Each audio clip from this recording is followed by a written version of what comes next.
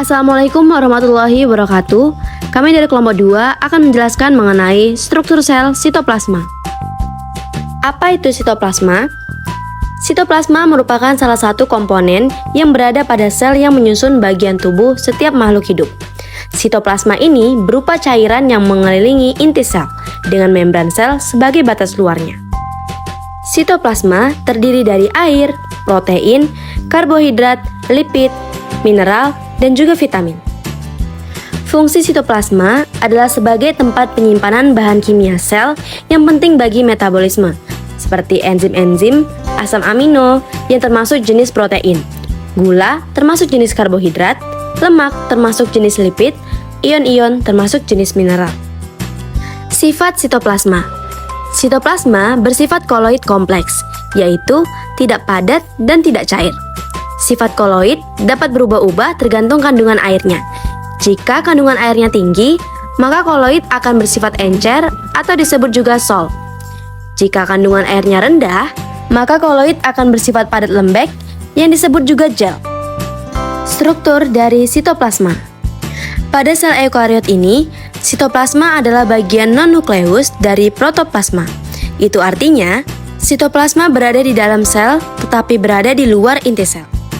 Pada sitoplasma, terdapat sitoskeleton yang berfungsi untuk mempertahankan bentuk sel dan mengatur aktivitasnya. Lalu, ada juga berbagai macam jenis organel yang akan menjalankan fungsinya masing-masing.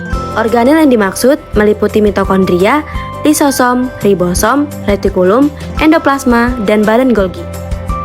Ada vesikula yang merupakan sebuah ruang pada sel yang dikelilingi oleh membran sel.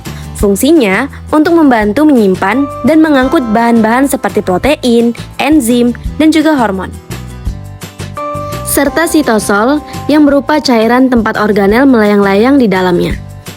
Sitosol berfungsi untuk mengisi ruang sel yang tidak ditempati organel dan vesikula, menjadi tempat banyak reaksi biokimiawi dan sebagai perantara transfer bahan dari luar sel ke organel atau inti sel.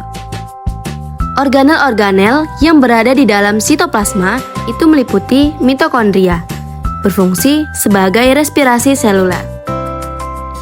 Plastida, misalnya kloroplas, khususnya pada tumbuh-tumbuhan, berfungsi sebagai fotosintesis.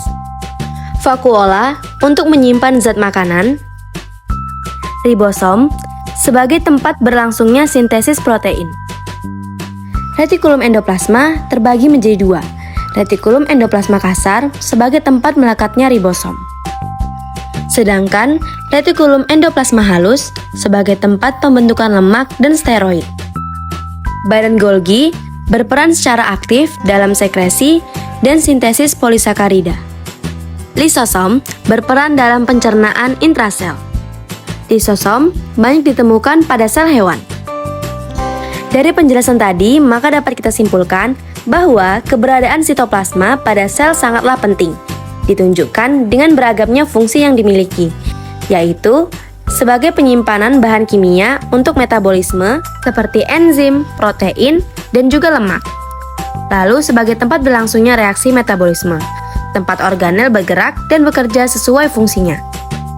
Sekian video dari kami, terima kasih. Wassalamualaikum warahmatullahi wabarakatuh.